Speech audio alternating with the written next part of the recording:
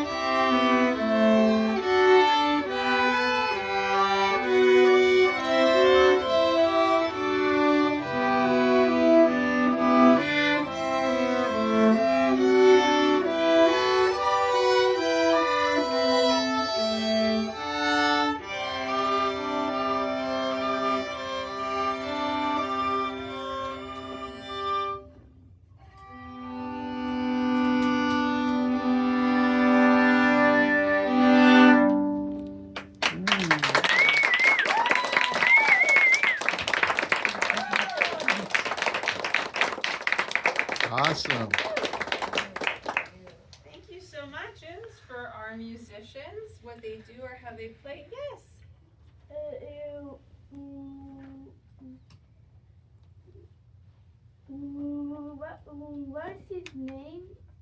Your names? The names of the instruments or the name of the song?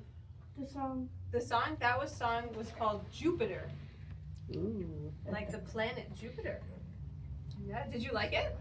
Yeah, it's very pretty. Yes. Why do the violins look smaller than the other ones?